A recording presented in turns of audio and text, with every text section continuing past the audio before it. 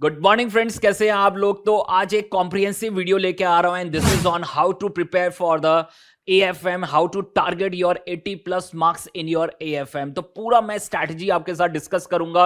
सबसे पहले कवर करूंगा कि वहां पर how to prepare for the AFM, किस तरह से वहां पर प्रिपरेशन हमें करनी है, साथ में वहां पर क्या कवरेज हमें करनी है। तो सेकंड पॉइंट यहां पर मैं आपके साथ डिस्कस करूंगा, this is about the coverage, कि कवरेज वहां पर क्या करनी है, क्या क्या चीजें हमें कवर करके जानी है। साथ में मैं कवर करूंगा कि वहां पर आपका रिवीजन सीरीज क्या होना चाहिए, किस सीरीज में आपको रिवाइज करना है, किस पैटर्न में आपको रिवाइज करना है। साथ में हर टॉपिक का कितना वेटेज है वो भी हम वहां पर डिस्कस करेंगे कि हर टॉपिक का कितना वेटेज है, वेटेज भी हमें पता होना चाहिए। साथ में वहां पर कितने टाइम्स हमें वहां पर रिवाइज करना है, कितना रिवीजन मुझे रिक्वायर्ड है, कितने टाइम्स मुझे वहां पर रिवीजन करना है, वो भी साथ में हम डिस्कस करेंगे। साथ में वहां पर how to target your 30 marks MCQ and this is the game changer in your AFM। वो पूरा गेम चेंजर होने वाला है जिससे डेफिनेटली आपके 80 प्लस मार्क्स वहां पर आएंगे। तो वो एक पूरा पोर्शन मैं आपके साथ डिस्कस करूंगा, how to target your 30 marks in your MCQ। साथ में वहां पर जो आपका थ्योरी पार्ट है, जो स्पेशलाइज थ्योरी है 10 मार्क्स प्लस की जो आपके पास थ्योरी है, तो उसको कैसे टारगेट करें। वहां पर एक बड़ा कंफ्यूजन है कि वहां पर वो थ्योरी MCQ के अंदर इंक्लूड है या वो एक्सक्लूड है, और उससे पूरा गेम चेंजर होने वाला है। 10 मार्क्स का पूरा गेम चेंज होगा वहां पर। तो एक वो टारगेट हम वहां पर करेंगे, एक वो पार्ट वहां पर आपसे डिस्कस करेंगे। साथ में वहां पर कि आपकी जो रिवीजन वीडियोस हैं उसको कैसे हमें यूटिलाइज करना है, उसको कैसे देखना है और उसको कैसे अपने रिवीजन के लिए यूटिलाइज करना है। साथ में जो टेस्ट सीरीज है उसको कैसे यूटिलाइज करना है फॉर अवर रिवीजन, तो वो सारा पार्ट आपके साथ डिस्कस करेंगे। तो ये सब चीजें मैं यहां पर वन बाय वन आपके साथ डिस्कस करूंगा। तो सबसे पहला पार्ट आपके पास यही है कि how to prepare for the AFM के लिए कैसे प्रिपरेशन करना है। तो ये बात ध्यान रखना, यहां पर तीन चीजों पे हमें मेन फोकस रखना है। This is for your AFM। The first one is your conceptual clarity. जो मैंने देखा है कि लोग वहां पर सिर्फ क्वेश्चन रट के जा रहे थे अभी तक, तो वो पूरा गेम चेंज होने वाला है क्योंकि MCQ आ गया है। एक एक लाइन से क्वेश्चन बनेगा, एक एक कॉन्सेप्ट से क्वेश्चन बनेगा। तो conceptual clarity is must for your AFM। वहां पर खाली आप क्वेश्चन रट के नहीं जा सकते हैं। काफी सारे मैंने देखा है लोग क्या करते हैं, वहां पर सिर्फ क्वेश्चन रट के चले जाते हैं कि वहां पर सेम रिपीट क्वेश्चन आने वाले हैं और सेम क्वेश्चन करके मैं पास हो जाऊंगा। अब वो थोड़ा मुश्किल होने वाला है। तो अगर आप MCQ बेस्ड एग्जाम को देखेंगे तो वहां पर आपको कॉन्सेप्चुअल क्लैरिटी चाहिए, और अगर कॉन्सेप्चुअल क्लैरिटी नहीं है तो एग्जाम में 80 प्लस नहीं आ सकता है। साथ में वहां पर आपको पूरी प्रैक्टिकल अंडरस्टैंडिंग होनी चाहिए सब्जेक्ट के बारे में, उसका मार्केट लिंकेज क्या है, उसका कॉन्सेप्ट मार्केट में कैसे यूटिलाइज हो रहा है। तो वो एक इंपॉर्टेंट पॉइंट है जो टेस्ट होगा आगे जाके एग्जाम में। साथ में वहां पर आपको ज्यादा से ज्यादा प्रैक्टिस करनी है। तो this is about how to prepare for the AFM। और वहां पर ये तीन चीजों पर मुझे पूरा फोकस रखना है कि वहां पर कॉन्सेप्चुअल क्लैरिटी चाहिए, वहां पर प्रैक्टिकल अंडरस्टैंडिंग चाहिए, और साथ में we need to practice more and more questions. हमें ज्यादा से ज्यादा क्वेश्चंस को वहां पर क्या करना है, प्रैक्टिस करना है। तो यही आपके लिए सबसे इंपॉर्टेंट पॉइंट है। This is for your preparation, this is how to prepare for the AFM। साथ में वहां पर सेकंड पॉइंट कवरेज की बात करेंगे। तो कवरेज में सबसे पहले आपको क्या कवर करना है, this is your study material. तो स्टडी मटेरियल इंस्टीट्यूट का आ गया है न्यू कोर्स के लिए, वहां पर स्टडी मटेरियल आ गया और उसके एक एक क्वेश्चन को आपको कवर करना है। याद रखना, एक भी क्वेश्चन आपको नहीं छोड़ना है, क्या वो छोटा क्वेश्चन है या बड़ा क्वेश्चन है, आपको डेफिनेटली एक एक क्वेश्चन कवर करके जाना है। साथ में आपको जो ओल्ड कोर्स का जो प्रैक्टिस मैनुअल आता था, जो 2018 से पहले आता था, हमारी बुक के अंदर ऑलरेडी कवर है। जो हमारी नया मटेरियल आया है दिस इज ऑन AFM, तो पूरा कॉन्सेप्ट की जो बुक आई है, साथ में क्वेश्चन बैंक आया, तो उसके अंदर वो प्रैक्टिस मैनुअल ऑलरेडी कवर्ड है। आपको करके ही जाना है। अगर किसी के पास नहीं है वो प्रैक्टिस मैनुअल तो मुझे मैसेज कर देना, मैं डेफिनेटली आपके साथ शेयर कर दूंगा। तो वहां पर आपको वो प्रैक्टिस मैनुअल का एक एक क्वेश्चन आपको करके जाना है। साथ में आपके पास जो RTPs अवेलेबल हैं 2018 से ऑनवर्ड्स, तो वो सारी RTPs आपको करनी है। साथ में मॉक टेस्ट पेपर, जितने भी मॉक टेस्ट पेपर आए हैं वो आपको करने हैं। और मैं आपको एक चीज बता देता हूं सिंपल, वो वहां पर 80 to 90% सब क्वेश्चंस ऑलरेडी कवर्ड होते हैं। सिर्फ आपको कॉन्फिडेंस के लिए क्या करना होता है, टिक लगाना होता है कि मैंने सारे मॉक टेस्ट पेपर कर लिए हैं, सारे RTP कर लिए हैं। तो जब आप एक बार कोई भी मॉक टेस्ट पेपर देखेंगे, RTP देखेंगे, तो देखेंगे 90% क्वेश्चन ऑलमोस्ट सेम होते हैं जो आप ऑलरेडी कवर कर चुके हैं। तो डेफिनेटली आपका कॉन्फिडेंस कॉन्फिडेंस लेवल वहां पर टॉप पे होगा और आपको यह भी समझ में आ जाएगा कि मैंने सारे आरटीपी एमटीपी कर लिए हैं, ठीक है। साथ में वहां पर पास्ट एग्जाम पेपर डेफिनेटली आपकी बुक के अंदर कवर्ड है, बट फिर भी मैं हमेशा बोलता हूं कि एग्जाम पेपर से आपको वहां पर देखना जरूरी है और वो आपके लिए बेटर होगा, क्योंकि आप देख पाएंगे कि एग्जाम कैसा आ रहा है। वो भले पैटर्न अभी चेंज हो रहा है, बट डेफिनेटली एग्जाम तो एग्जाम ही है। तो एग्जाम पेपर से आपको देखना है कि वहां पर क्या मैंने सारे क्वेश्चंस कवर कर लिए, तो एक बार टिक लगाते जाना है और वो अगर आपने कर लिया तो कॉन्फिडेंस लेवल एकदम टॉप पे होने वाला है और फिर हम आराम से 80 प्लस मार्क्स को क्या कर सकेंगे, टारगेट कर सकेंगे। तो this is about the coverage. ये सारी चीजें आपको करके जानी है डेफिनेटली अपने एग्जाम के लिए। कुछ सिलेक्टिव स्टडी नहीं करनी है, याद रखना अब एमसीक्यू बेस्ड एग्जाम है एफआर के अंदर भी और आपके एएफएम के अंदर भी, तो डेफिनेटली कोई भी आपको वहां पर सिलेक्टिव स्टडीज नहीं करनी है, पूरा 100% पेपर करके जाना है एफआर के अंदर भी और अपना एएफएम के अंदर भी। और फिर आप देखना जो आपके मार्क्स हैं वो 80 प्लस आने वाले हैं। साथ में वहां पर एक एक्स्ट्रा टॉपिक मैं हमेशा बोलता हूं आपको करके जाना है एफएम के अंदर, and this is your ratio analysis, जो आपके सीए इंटर का पार्ट है और डेफिनेटली आपको आता है। सिर्फ रिवाइज करके जाना है, क्योंकि डेफिनेटली जब भी कोई नया क्वेश्चन ड्राफ्ट होता है वहां पर कहीं ना कहीं रेशियो एनालिसिस का कोई कॉन्सेप्ट वहां पर वो ऐड कर देते हैं। तो डेफिनेटली मुझे पता होगा रेशियो एनालिसिस, तो उसकी कोई ना कोई एप्लीकेशन अगर है तो हम डायरेक्टली उसको सॉल्व कर पाएंगे, नया क्वेश्चन को हम सॉल्व कर पाएंगे। तो उसके लिए आपको रेशियो एनालिसिस पक्के से तैयार करके जाना है और आपको जिंदगी भर काम आने वाला है, आपके इंटरव्यूज में काम आने वाला है। तो ये काम की चीज है आपके, ठीक है। तो this is about the coverage, ये कवरेज आपको करके जानी है। साथ में यहां पर आपको रिवीजन सीरीज के बारे में बात करूंगा। समझ पा रहे हैं, रिवीजन सीरीज के बारे में बात करेंगे। रिवीजन सीरीज क्या है सर आपके पास, किस सीरीज में आपको रिवाइज करना है। तो आप अगर वहां पर अपना पूरा क्लास कर चुके हैं या डेफिनेटली अगर आपकी क्लास अभी पेंडिंग है तो क्लास चल रही है आपकी, तो क्लास कंप्लीट करने के बाद क्लास के अंदर आपको क्या करना है, पूरा कॉन्सेप्ट अच्छे से करना है, पूरा वहां पर उसका अंडरस्टैंडिंग ले लेना है और साथ में वहां पर क्वेश्चंस की प्रैक्टिस करनी है, पूरे नोट्स सही से प्रिपेयर करने हैं। याद रखना आप जिस मर्जी से अपनी जो भी कोचिंग कर रहे हैं तो डेफिनेटली आपको नोट्स बनाने अपने, और अच्छे से खुद से नोट्स बनाएंगे तो डेफिनेटली स्ट्रेंथ होगी, वो आपकी स्ट्रेंथ होगी, उसी से हमें रिवाइज करना है। वही हमारा मटेरियल है जिससे हमें पूरा रिवीजन को फॉलो करना है। तो नोट्स आर वेरी इंपॉर्टेंट। आप फोटोकॉपी किसी से करा के अगर उसको कर रहे हैं तो डेफिनेटली वहां पर कहीं ना कहीं लैग हो सकता है। तो डेफिनेटली जो भी आप अपनी वीडियोस देख रहे हैं तो उससे साथ साथ अपने नोट्स प्रिपेयर करते रहें, और वो नोट्स हमारे लिए रिवीजन के लिए सबसे इंपॉर्टेंट चीज है, उसी से पूरा रिवीजन हो पाएगा सर, और कम टाइम में हो पाएगा। अगर आप इधर उधर देखेंगे, वहां पर इधर उधर मटेरियल पे जाएंगे, कोई जरूरत नहीं है। मैंने जो आपको कॉन्सेप्ट बुक, क्वेश्चन बुक दी है, वहां पर पूरा मटेरियल कवर्ड है, आरटीपी, एमटीपी, पास एग्जाम क्वेश्चन, पीएम, हर चीज कवर है वहां पर आपके पास, थ्योरी के अंदर सब कुछ कवर है। तो जो भी मैं आपके साथ शेयर कर रहा हूं पूरा कॉम्प्रिहेंसिव मटेरियल वहां पर आपके साथ वहां पर शेयर कर रहा हूं। तो डेफिनेटली आपको बस उस पर फोकस करना है, या जिस भी फैकल्टी से आप पढ़ रहे हो उसके मटेरियल पे फोकस करना है। इधर उधर कोई मटेरियल पे जाने की जरूरत नहीं है। कोई भी फैकल्टी अगर आपको कोर्स दे रहा है तो डेफिनेटली वो अपना हर चीज वहां पर दे रहा होगा, डेफिनेटली आपको इंक्लूड करके दे रहा होगा, ठीक है। साथ में वहां पर पूरा रिवीजन जो सीरीज है, मैं उसके बारे में हमेशा बोलता हूं आपको सेम सीरीज फॉलो करनी है अपने रिवीजन 1 में, रिवीजन 2 में, रिवीजन 3 में, और साथ में जब एग्जाम से पहले वाले दिन आपके पास 22-24 आवर्स होते हैं तो उस केस में भी सेम रिवीजन पैटर्न को क्या करना है, फॉलो करना है। अगर सेम पैटर्न फॉलो करेंगे तो फिर देखना उसका बेनिफिट आपको मिलेगा और कम टाइम में आप रिवाइज कर पाओगे, ठीक है।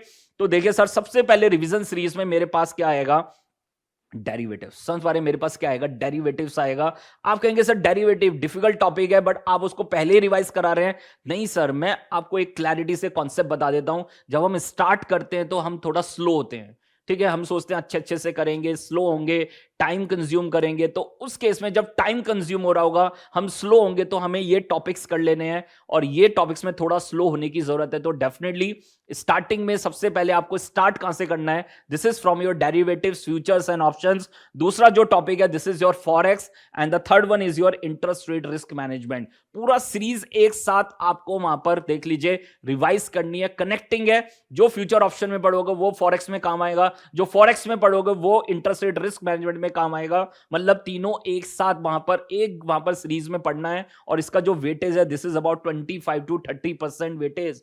तो आप समझ सकते हैं कि हमारे लिए कितना मोस्ट इंपॉर्टेंट टॉपिक है। और अब ये घबराना मत कि ये बड़े टॉपिक है, नहीं सर बड़े नहीं है। फ्यूचर ऑप्शन स्मॉल टॉपिक है बट टाइम कंज्यूमिंग है।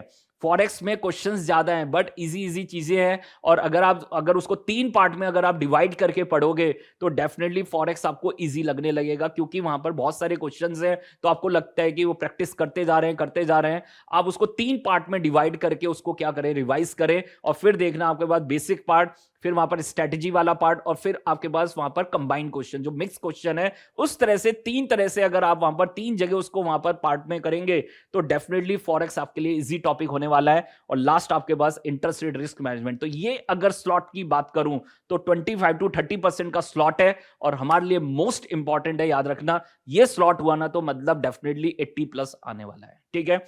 फिर उसके बाद जो नेक्स्ट स्लॉट है आपके पास, this is about the security valuation, corporate valuation, merger and acquisition. तो अगेन इजी टॉपिक्स हैं, और जब हमारी जो थोड़ी स्पीड बन गई होगी, तो अब जब थोड़ी स्पीड आ गई है तो वहां पर ये टॉपिक्स है security valuation, corporate valuation, merger acquisition. कम से कम यहां से 3 क्वेश्चन आपको मिलेंगे, हर टॉपिक से एक एक क्वेश्चन आपको मिलेगा। और अगर मैं पिछले की बात करूं तो कम से कम 5 क्वेश्चन आपको मिलेंगे। फ्यूचर ऑप्शन से, फॉरेक्स से 3 क्वेश्चन, फ्यूचर ऑप्शन से 1 से या 2 क्वेश्चन, और इंटरेस्ट रेट रिस्क मैनेजमेंट से कम 1 क्वेश्चन। तो मतलब 5 to 6 क्वेश्चन आपको डायरेक्टली मिलने वाले हैं फ्रॉम योर फर्स्ट स्लॉट, और दूसरे स्लॉट से आपको 3 क्वेश्चन, बड़े क्वेश्चन मिलने वाले हैं। सिक्योरिटी वैल्यूएशन से बड़ा क्वेश्चन बनता है, corporate valuation and merger and acquisition. तो डेफिनेटली ये तीनों बड़े क्वेश्चन आपको पास होंगे वहां पर 5 to 8 मार्क्स के डेफिनेटली आपको मिलने वाले हैं। तो the weightage is about 20 to 30%। तो यहां पर जो वेटेज आपको मिलने वाली है 20 to 30% अगेन, और आप देखेंगे बहुत सारे एग्जाम्स में ये वेटेज कई बार 30-40% तक भी आती है, ठीक है। तो मतलब आपको पूरा अपना फोकस रखना है इन 2 स्लॉट पे, और अगर इन 2 स्लॉट पे फोकस किया तो मतलब फिर तो 80+ आने वाला है, ठीक है। साथ में आपके पास we have mutual funds. Again यहां पर आपके पास एक इंपॉर्टेंट टॉपिक है, क्यों हर बार एग्जाम में इससे क्वेश्चन आ रहा है।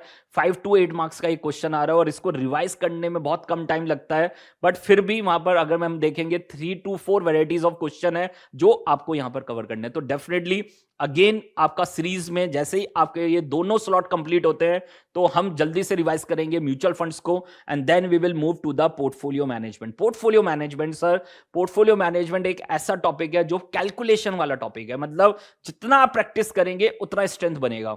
तो आपको यहां पर क्या करना है, आपको कुछ ऐसे क्वेश्चन सेलेक्ट कर लेने हैं जिनके प्रैक्टिस करने से मेरा पूरा चैप्टर क्या हो रहा है, रिवाइज हो रहा है। मैं हमेशा वहां इंपॉर्टेंट की जो भी लिस्ट है वो आपके साथ शेयर करता हूं, और उस सीरीज में, उस लिस्ट में मैं आपको यही बताता हूं कि वहां पर ये क्वेश्चंस अगर आप कर लोगे तो सारे कॉन्सेप्ट आपके रिवाइज हो जाएंगे। और मैंने देखा है पोर्टफोलियो में मिक्स क्वेश्चन ही आता है, 3-4 कॉन्सेप्ट को एक साथ टेस्ट करते हैं। तो डेफिनेटली अगर प्रैक्टिस होगी तभी आप एग्जाम डे पे कर पाओगे, अगर वहां पर आपने प्रैक्टिस नहीं की है तो एग्जाम डे पे नहीं कर पाओगे। तो एक चीज आपको करना है, जो लोग गलती करते हैं पोर्टफोलियो में, वो सिर्फ देख लेते हैं इजी है भाई, x - x बार, y - y बार, यही तो करना है। नहीं सर, इसकी प्रैक्टिस करनी है जिससे हम कम टाइम में इसको कंप्लीट कर सकें। और अगर 8 मार्क्स का क्वेश्चन है तो मेरे पास कितना टाइम है उसको करने के लिए, अबाउट 14-15 मिनट्स है, और 14-15 मिनट्स में वो हो जाना चाहिए। तो ये बात ध्यान रखना, यहां पर उतनी प्रैक्टिस कर लेनी हमें जिससे मैं वहां पर टाइमली अपना पेपर कंप्लीट कर सकूं। अदरवाइज पेपर आपका कंप्लीट होने वाला नहीं है, क्योंकि अब एमसीक्यू आ गया है। एमसीक्यू के अंदर भी प्रैक्टिकल क्वेश्चंस होंगे, और वो 1 मार्क ही मिलने वाला है, भले उसमें टाइम ज्यादा लगे कम लगे। ऐसा नहीं होगा कि हर क्वेश्चन 1 मार्क्स का क्वेश्चन आप 2 मिनट में कर लोगे, कांट बी पॉसिबल। तो डेफिनेटली हमें टाइम सेव करके ही चलना है, और जितनी प्रैक्टिस करेंगे आपका टाइम सेव होने वाला है, ठीक है। साथ में आपके पास we have bond valuation. Bond valuation मैं हमेशा अलग ही रखता हूं सिक्योरिटी वैल्यूएशन से, उसका रीजन वो अलग ही टॉपिक है, और उसका अलग ही एक क्वेश्चन आता है आपके पास डेफिनेटली। तो आपको उसके लिए भी तैयारी कर लेनी है, और ये छोटा सा ही टॉपिक है, ज्यादा बड़ा टॉपिक नहीं है। देखने में लगता है बड़ा टॉपिक है, बट अगर आप बात करेंगे लास्ट के 10-12 क्वेश्चन अगर आप प्रैक्टिस कर लेंगे तो उस केस में वहां पर आपको दिखेगा कि इस पूरा चैप्टर ही क्या हो रहा है, रिवाइज हो रहा है, ठीक है। तो लास्ट वाले क्वेश्चंस करने हैं, पोर्टफोलियो में भी लास्ट वाले क्वेश्चंस करने हैं, उससे इस पूरा आपका चैप्टर का जो भी आपके कॉन्सेप्ट हैं वो उनसे रिवाइज हो रहे हैं। तो डेफिनेटली यहां से एक क्वेश्चन आपके पास एग्जाम डे पे आने वाला है, 5 to 8% का वेटेज है। लास्ट में आपके पास 2 टॉपिक है, एक इंटरनेशनल फाइनेंशियल मैनेजमेंट, और एक आपके पास क्या है, एडवांस कैपिटल बजटिंग। तो इंटरनेशनल फाइनेंशियल मैनेजमेंट पुराने ही टॉपिक है, यहां से आपको एक क्वेश्चन मिलने वाला है। और उसके बाद जो ये नया टॉपिक आया आपके पास, this is your advance capital budgeting. तो एक्चुअली में ये वहां पर अब जो स्टूडेंट है उनके लिए नया है, बट वैसे अगर हम बात करें तो 2018 से पहले ये टॉपिक था और अब दोबारा से वो 2024 में इसको वापस लेके आए हैं। तो डेफिनेटली एक क्वेश्चन यहां पर आपके पास आएगा ही आएगा, रिस्क अंडर कैपिटल बजटिंग हो या वहां पर रियल ऑप्शंस का क्वेश्चन हो या वहां पर आपके पास प्रोबेबिलिटी डिस्ट्रीब्यूशन का क्वेश्चन हो या रिप्लेसमेंट डिसीजन का क्वेश्चन हो, तो इसके मैंने नोट्स भी आपके साथ टेलीग्राम पे शेयर किए हैं। तो आप मेरे टेलीग्राम से उसको डाउनलोड कर सकते हैं। SFM गौरव जैन मेरे टेलीग्राम चैनल का लिंक है, वहां पर आपके पास शेयर भी हो जाएगा वीडियो के साथ साथ में। जो भी अगर कोई भी अपडेट्स हैं तो वो मेरे YouTube चैनल पे आपको मिलेंगे, SFM गौरव जैन पे। साथ में अगर आपको मेरे से बात करनी है, मेरे से कनेक्ट करना है, तो 8 to 9 में मैं डेली अवेलेबल होता हूं। तो व्हाट्सएप पे आप मुझे कॉल कर सकते हैं 8860017983 पे। और उसके अलावा इंस्टाग्राम पे मैं जो भी फाइनेंस से रिलेटेड जो भी मेरे पास कोई भी इंफॉर्मेशन है या कोई भी चीज आपसे साथ शेयर करनी है तो डेफिनेटली इंस्टाग्राम पे SFM गौरव जैन पे मैं आपके साथ शेयर करूंगा। तो ये मेरे पास आपके लिए रिसोर्सेज हैं। साथ में जो भी अमेंडमेंट्स हैं, अमेंडमेंट्स मतलब जो भी ये नया चैप्टर आया है, जो भी हमारे स्टूडेंट्स हैं तो वो उसको ले सकते हैं। This is from our Arihant CA app, वो आपके पास डेफिनेटली नेक्स्ट मंथ में आपके पास अवेलेबल हो जाएगा, तो वहां से आप उसको देख सकते हैं। SFM गौरव जैन आपका यूट्यूब चैनल है और आपका अरिहंत CA आपका ऐप है, जहां से आप ये सब चीजें देख सकते हैं। वहां पर रिवीजन वीडियो भी आपको मिलेंगी, नोट्स भी आपको मिलेंगे, तो बहुत सारी चीजें वहां पर फ्री रिसोर्स में अवेलेबल है, आप वहां से ले सकते हैं। तो ये सब चीजें आपके पास अवेलेबल है, ठीक है। साथ में आपके पास लास्ट टॉपिक आपके पास है मिसलेनियस टॉपिक, और ये मिसलेनियस मैं इसलिए बोलता हूं, यहां पर छोटे छोटे टॉपिक्स हैं, buyback of shares, money market instrument, security analysis है, वहां पर आपके पास रन टेस्ट, कोरिलेशन टेस्ट, उस तरह के छोटे छोटे क्वेश्चंस वहां पर जो बनते हैं वो सारे यहां पर मिसलेनियस टॉपिक के अंदर कवर्ड है। और उसका भी एक क्वेश्चन कम से कम आप मान के चलो कि वो आएगा ही आएगा, ठीक है। तो यहां से आपके पास एक एक क्वेश्चन आपको मिलने वाले हैं। तो this is about 8 to 16% weightage, और यहां पर आपके पास एक क्वेश्चन यहां से मिलने वाला है, this is from your miscellaneous topic. तो इस तरह से पूरा वेटेज, साथ में रिवीजन सीरीज में आपने देख लिया। पहला स्लॉट आपके पास है derivative, forex, interest rate risk management. दूसरा स्लॉट है security valuation, corporate valuation, merger acquisition, फिर म्यूचुअल फंड्स है, फिर पोर्टफोलियो है, फिर बॉन्ड वैल्यूएशन है, फिर इंटरनेशनल फाइनेंशियल मैनेजमेंट, फिर आपको करना है एडवांस कैपिटल बजटिंग, जो नया टॉपिक है आपके पास। तो नए टॉपिक में ज्यादा टाइम नहीं लगने वाला, 6-7 क्लासें नहीं और कुछ नहीं है सर, आराम से आप 6-7 क्लास के अंदर इस टॉपिक को बहुत अच्छे से कवर कर लेंगे। तो अमेंडमेंट के नाम पे यही है और ज्यादा कुछ नहीं है, छोटी मोटी थ्योरी में टर्म्स है, डेफिनेटली वो भी आपका थ्योरी के साथ कवर हो जाएगा, ठीक है। साथ में लास्ट में आपको किस पे फोकस करना है, थ्योरी पे करना है, ठीक है। तो 13 पॉइंट इज योर थ्योरी, और थ्योरी में एक बड़ा कंफ्यूजन है सर कि क्या वो MCQ का पार्ट बनेगी या वो अलग से बनेगी। अगर वो MCQ का पार्ट बनेगी तो चलो ठीक है, 70 मार्क्स का प्रैक्टिकल और 30 मार्क्स का MCQ और उसके अंदर थ्योरी आ जाएगी। बट अगर वो सेपरेट पार्ट बनेगा थ्योरी, क्योंकि उसके बारे में कोई अभी क्लैरिफिकेशन नहीं है, बट मैं मान के चल रहा हूं कि वो सेपरेट पार्ट बनेगा, क्योंकि उन्होंने स्पेशली कहा कि 30% MCQ और थ्योरी तो है ही डेफिनेटली आपका पार्ट। तो 10 मार्क्स का थ्योरी तो आप मान के चलो आएगा ही आएगा, डायरेक्ट थ्योरी आपके पास आएगा, तो उसको हमें टारगेट करना ही होगा, और उसमें कहीं ना कहीं 10 में से 6-7 मार्क्स तो डेफिनेटली हमें चाहिए। तो उसके लिए हमें 4 मेन टॉपिक है जिसको हमें टारगेट करना है। तो पहला टॉपिक है रिस्क मैनेजमेंट, और यहां से प्रैक्टिकल क्वेश्चन भी आ सकता है 5 मार्क्स का। उसके अलावा आपके पास वी हैव सिक्योरिटाइजेशन, स्टार्टअप, और साथ में पहला चैप्टर है फाइनेंशियल पॉलिसी। तो वो आपको ध्यान रखना है कि ये चारों टॉपिक को सबसे पहले आपको थ्योरी के लिए तैयार कर लेना है। उसके बाद अगर आपके पास टाइम है तो आप अदर चैप्टर्स की थ्योरी पे जाएंगे, प्रैक्टिकल बेस्ड थ्योरी पे जाएंगे, बट इन 4 चैप्टर्स को थ्योरी के लिए डेफिनेटली आपको प्रिपेयर करना है। तो अगेन कहीं ना कहीं हमारे 80+ लाने में थ्योरी का भी इंपॉर्टेंट रोल होने वाला है, और अगर वो MCQ का पार्ट बन गया तो फिर तो मजा आने वाला है सर, ठीक है। फिर तो आपको काफी इन डेप्थ थ्योरी पढ़ के जानी पड़ेगी, तभी आप MCQ सॉल्व कर पाएंगे। तो वहां पर गेम चेंजर यही होगा, लोगों को मेहनत करनी पड़ेगी। जो लोग वहां पर फास्ट ट्रैक एग्जाम ओरिएंटेड के नाम पे वहां पर थोड़ा सा पार्ट करके जाते थे और पास हो जाते थे, वो सब खत्म होने वाला है। आपको वहां पर पूरा 100% एक एक क्वेश्चन करके जाना पड़ेगा। आप सिलेक्टिव नहीं हो सकते, आप एक क्वेश्चन करके जा रहे हैं, एक चैप्टर में से 5 क्वेश्चन करके जा रहे हैं, एक चैप्टर में से 10 क्वेश्चन करके जा रहे हैं, आप सोच रहे हैं उसमें से आ जाएगा और हम पास हो जाएंगे। इट्स वेरी डिफिकल्ट नाउ, ठीक है। याद रखना, आपको 100% करके जाना है, वहां पर पूरा 100% करोगे तभी आप वहां पर पास होने वाले हैं, ठीक है। तो साथ में लास्ट में जो सबसे इंपॉर्टेंट स्ट्रेटेजी जो यहां पर कवर करनी है, this is about the MCQ। 30 marks का MCQ है sir, this is a game changer, याद रखना, this is a game changer जो एएफएम में गेम चेंज करने वाला है।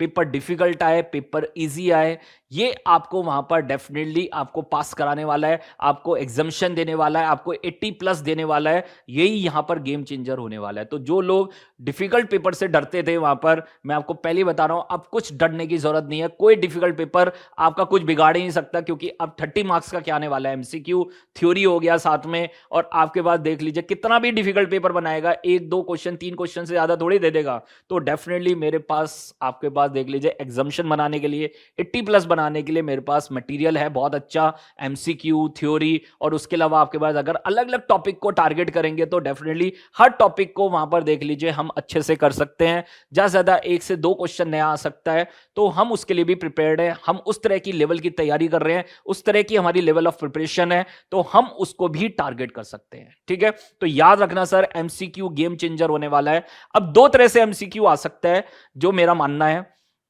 जैसे अब अगर आप देखेंगे सीएफए लेवल 1 में देखेंगे तो अलग अलग सेपरेट सेपरेट एमसीक्यू आते हैं। देयर इज नो के स्टडी बेस, वहां पर जो भी टॉपिक है, इक्विटी टॉपिक है तो इक्विटी के ऊपर आपके एमसीक्यू आएंगे, अगर पोर्टफोलियो है तो पोर्टफोलियो के ऊपर आएंगे, एथिक्स है तो एथिक्स के ऊपर आएंगे। तो this is about CFA level 1। But यही बात अगर मैं सीएफए लेवल 2 में करूं तो वहां पर वो क्या दे रहे हैं, एक पैराग्राफ दे रहे हैं, पैराग्राफ के अंदर एक प्रैक्टिकल क्वेश्चन बना रहे हैं, डेटा दे रहे हैं, और उसके ऊपर 5 सेट ऑफ क्वेश्चंस दे रहे हैं। तो मुझे लगता है कि डेफिनेटली हो सकता है मई 24 में ना हो पाए, बट आगे के एग्जाम्स में तो डेफिनेटली आपको केस स्टडी बेस ही क्वेश्चन आने वाले हैं। एक पैराग्राफ बनाएंगे, उसी के अंदर क्वेश्चन को वहां पर डाल देंगे। तो जो भी आप प्रैक्टिकल क्वेश्चन कर रहे हैं, जो बड़े बड़े क्वेश्चंस कर रहे हैं, छोटे क्वेश्चंस कर रहे हैं, वो कहीं ना कहीं इनकॉर्पोरेट करेंगे उसके अंदर, और डेफिनेटली आपको कोई अलग से तैयारी करने की जरूरत नहीं है, सेपरेट एमसीक्यू की तैयारी करने की बिल्कुल जरूरत नहीं है। मैं आपको पहले ही बता रहा हूं, अभी भी अगर आप देखेंगे लॉ में, ऑडिट में, डीटी में, आईडीटी में कोई अलग से सेपरेट एमसीक्यू तैयारी करने की जरूरत नहीं होती है। आपको जो भी प्रैक्टिकल क्वेश्चंस हैं उसको हम डायरेक्टली तैयार कर सकते हैं, डायरेक्टली उसको यूज कर सकते हैं, एंड फॉर आवर एमसीक्यू वो डेफिनेटली आपको डायरेक्टली काम आने वाला है। तो आपको परेशान होने की जरूरत नहीं है, बिल्कुल आपको परेशान होने का जरूरत नहीं है। आपको अपना जो भी मटेरियल मैं आपको प्रोवाइड करा रहा हूं, या जो भी आपकी फैकल्टी आपको प्रोवाइड करा रही है, आपको उसको बहुत अच्छे से करके जाना है, एक एक क्वेश्चन सॉल्व करना है, एक एक क्वेश्चन का कॉन्सेप्ट आपको पता होना चाहिए, जिससे अगर कोई भी ट्विस्ट आए तो उस ट्विस्ट को हम वहां पर उसको सॉल्व कर सकें, उसको वहां पर हम डायरेक्टली उसको सॉल्व कर सकें। तो ये हमारा वहां पर टारगेट होना चाहिए। तो MCQ is the game changer जो आपको काम आएगा, this is in your exam. तो जो लोग वहां पर डिफिकल्ट पेपर से डर रहे थे कि पता नहीं डिफिकल्ट पेपर आएगा, फर्स्ट टाइम में इजी पेपर आएगा, आपको देखने की जरूरत नहीं है, आपको अपना बस मटेरियल करके जाना है। मेरी गारंटी है सर, आपके 80 प्लस आने वाले हैं, मेरी गारंटी है, आपको बस अच्छे से करना है सर। ठीक है, तो ये आपके पास देख लीजिए, this is how we can use, देख लीजिए पूरा मटेरियल को कैसे यूज करना है, किस तरह से हमें चीजें आगे करनी है। तो ये मैंने आपके साथ कवर कर दिया। तो पहले मैंने आपको कवर कर दिया हाउ टू प्रिपेयर, सेकंड मैंने वहां पर कवरेज, थर्ड मैंने रिवीजन सीरीज, किस तरह की रिवीजन सीरीज होनी चाहिए, साथ में आपका वेटेज क्या है वो भी मैं आपके साथ कवर कर चुका हूं। अब देखिए नेक्स्ट जो हमारे पास पॉइंट है, दिस इज अबाउट कि कितनी बार हमें रिवाइज करना है, this is number of times revision required. ठीक है, तो 3 रिवीजन के बारे में मैं बात करूंगा। मैंने देखा है कि एफआर में लोग कहते हैं 6 रिवीजन करने हैं, 7 रिवीजन करने हैं, 8 रिवीजन करने हैं। मैं सिंपल बात करूंगा, 3 रिवीजन हमें करने हैं एग्जाम से पहले। आपके पास ऑलमोस्ट 135 टू 140 डेज है, आराम से आप 3 रिवीजन कर सकते हैं एएफएम के। अगर आपकी क्लासेस भी अभी कंप्लीट नहीं हुए हैं तो पहले क्लास कंप्लीट कर लो जल्दी से, और उसके बाद आराम से आप 3 रिवीजन कर सकते हैं, क्योंकि अब तो सब्जेक्ट भी कम हो गए हैं। अगर बोथ ग्रुप की बात करें तो 2 सब्जेक्ट कम हो गए हैं, और अगर सिंगल ग्रुप की बात करें तो 1 सब्जेक्ट आपका कम हो गया। तो डेफिनेटली मेरे पास एम्पल टाइम है, 135 140 डेज है, हम इजिली अपना वहां पर 3 बार रिवाइज कर सकते हैं अपने एएफएम को। ठीक है, तो कैसे रिवीजन पूरा फॉलो करना है, तो देखिए sir, in your first revision आपको 15 डेज लगाने हैं, मतलब 15 डेज का मतलब मेरे पास 100 आवर्स है। ठीक है, तो आप 15 डेज लिखो या 100 आवर्स लिखो, बात एक ही, आप वो 10 दिन में कर लो, 12 दिन में कर लो, 15 में करो, वो आपकी चॉइस है। बट मेरा मानना है कि 100 डेज सफिशिएंट है फर्स्ट रिवीजन में। और फर्स्ट रिवीजन में आपको करना क्या है सर, ध्यान रखना, सबसे पहले आपको क्या करना है रिवीजन करने में। मान लो आपने डेरिवेटिव लिया, तो डेरिवेटिव को कैसे रिवाइज करना है एक बार समझ लो सर। आपको सबसे पहले रिवीजन वीडियोस देखनी है, याद रखना क्या देखनी है, रिवीजन वीडियोस। पहले रिवीजन वीडियोस में सारे आपको कॉन्सेप्ट रिवाइज कर लेने हैं, ठीक है।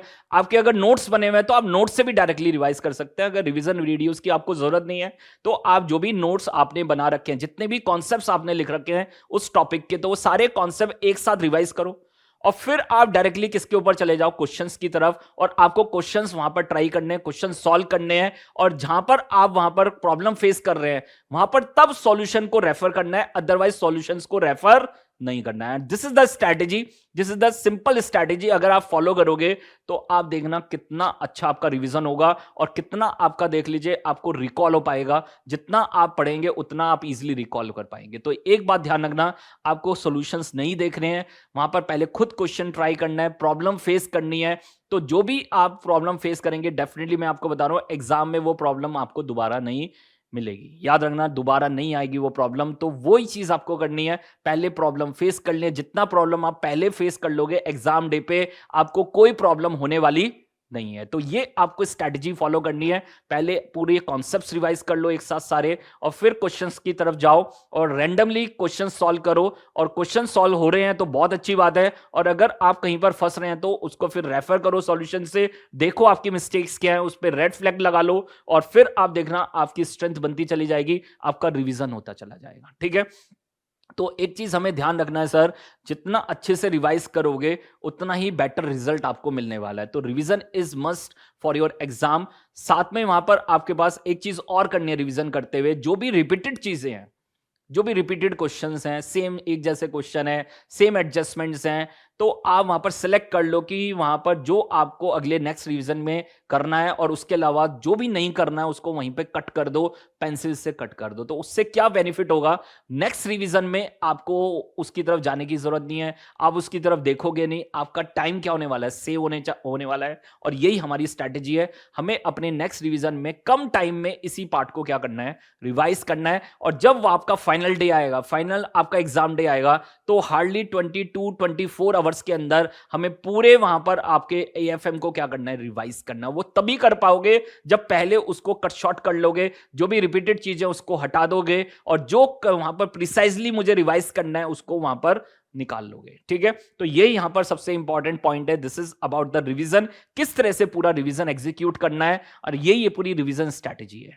ठीक है। साथ में सेकंड रिवीजन आपका 75 आवर्स में हो जाना चाहिए। दिस इज अबाउट 10 डेज में 10 दिन का टाइम आपको दे रहा हूं, और वहां पर 75 आवर्स में आप इजिली इसको पूरा रिवाइज कर लेंगे।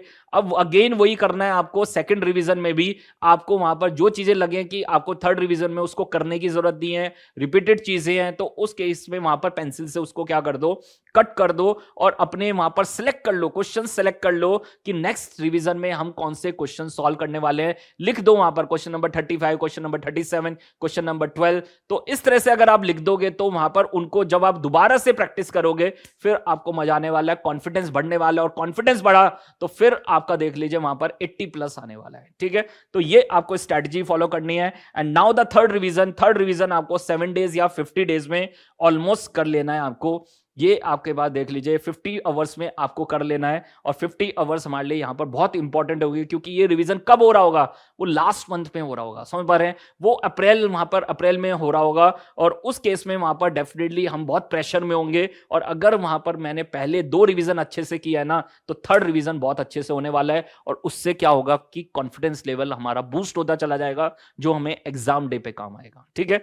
तो साथ में यहां पर मैं डिस्कस कर रहा हूं, देख लीजिए 140 डेज आपके पास ऑलमोस्ट है, और साथ में अगर किसी वजह से वहां पर इलेक्शन की वजह से आपका डिले हुआ तो मैक्स टू मैक्स आपको 20 दिन और मिल सकते हैं। तो टोटल आपके पास अभी 160 डेज हैं अपनी प्रिपरेशन में, और आपको अगर एक ग्रुप देना है तो 3 सब्जेक्ट देने हैं, और अगर बोथ ग्रुप देना है तो सिर्फ 6 सब्जेक्ट हैं।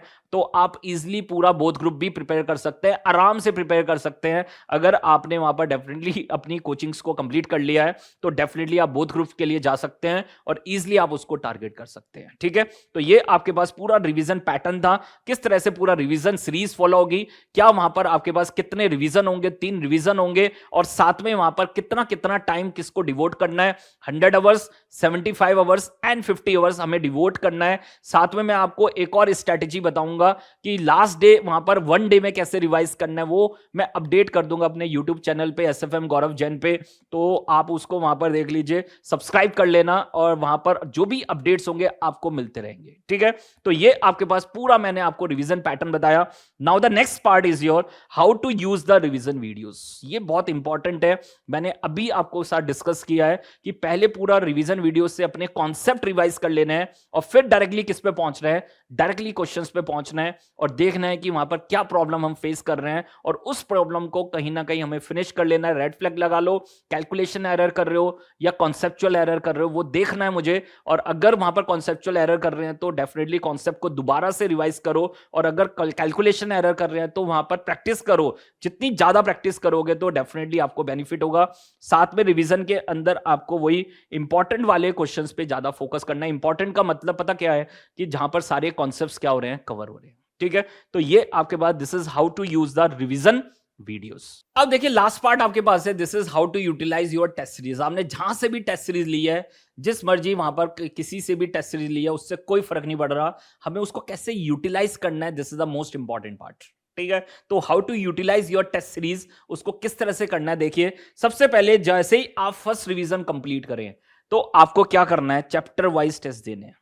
समझ पा रहे हैं, ये सबसे इंपॉर्टेंट स्ट्रेटेजी। अगर आपने इसको कर लिया तो फिर देखना सर अलग गेम चेंज होने वाला है, 80+ डेफिनेटली आने वाला है आपका। तो अगर आपने फर्स्ट रिवीजन के बाद चैप्टर वाइज टेस्ट सीरीज कर लिया तो मतलब फिर तो गेम बन गया सर। आपको पता चल जाएगा कि कितना आप रिकॉल कर पा रहे हैं, कितना आप वहां पर लिख पा रहे हैं। तो खाली AFM के लिए मत करना, सब के लिए करना, ऑडिट के लिए भी करना है, FAR के लिए भी करना, DT IDT के लिए भी करना, जो भी आपके सब्जेक्ट्स हैं सबके लिए आपको ये फॉलो करना है। फर्स्ट रिवीजन के बाद डेफिनेटली आपको क्या देना है, चैप्टर वाइज टेस्ट सीरीज आपको देनी है। चैप्टर वाइज आपको वहां पर पेपर देने, एग्जाम देना है, जिससे आपका वो पता चल जाएगा कि मुझे कितना आता है, कितना मुझे रिकॉल हो पा रहा है, कितना मैं वहां पर रिवाइज कर पा रहा हूं।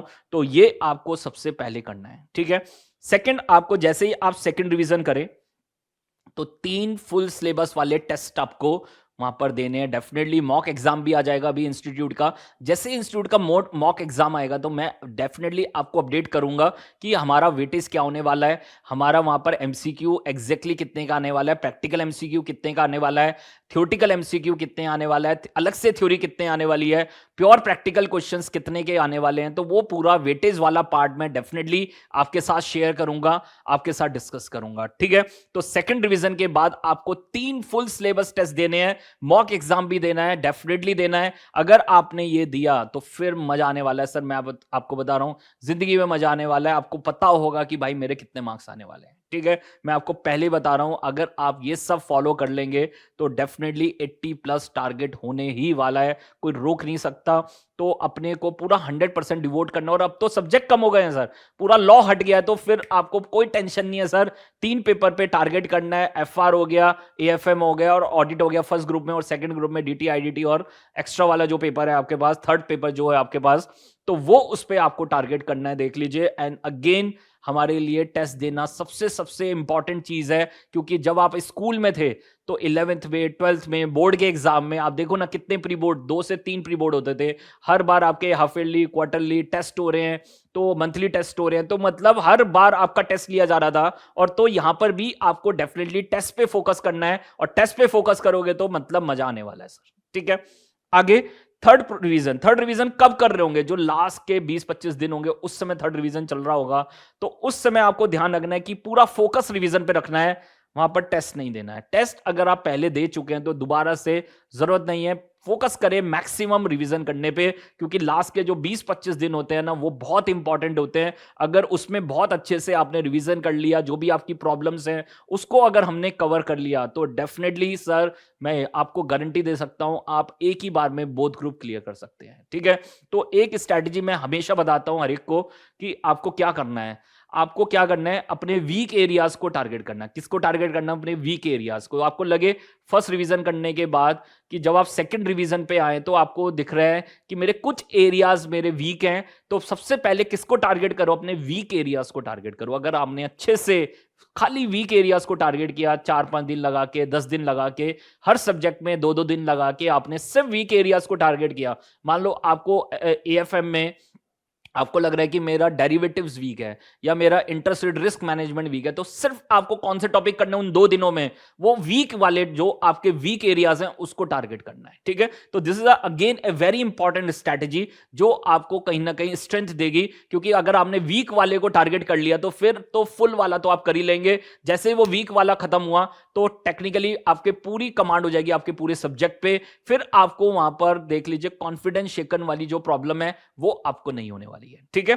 तो ये आपके पास आपको फॉलो करना है। ये सारा पूरा मैंने आपको स्ट्रैटेजी बताया, मैंने आपको कवरेज की बात बताई, वहां पर हाउ टू प्रिपेयर एएफएम वो बताया, साथ में रिवीजन का सीरीज बताया, साथ में बताया 30 मार्क्स के एमसीक्यू को कैसे टारगेट करना है, कैसे थ्योरी को टारगेट करना है, कैसे रिवीजन वीडियोस को यूटिलाइज करना है, कैसे टेस्ट सीरीज को यूटिलाइज करना है, हर चीज का मैंने आपको बताया, देख लीजिए। तो ये आपको बस ध्यान रखना है और फिर देखना आपको 80 प्लस मार्क्स आने वाला है, ठीक है। तो यहां पर देख लीजिए, जो भी आपको मेरे से मटेरियल चाहिए, जो भी मेरे से अगर कोई भी क्वेरी है तो 829 में आप मुझे कॉल कर सकते हैं, 8860017983 पे। साथ में अगर कोई भी वीडियोस, मेरी रिवीजन वीडियोस आपको देखनी है तो मेरे यूट्यूब चैनल से आप देख सकते हैं, this is from SFM Gaurav Jain.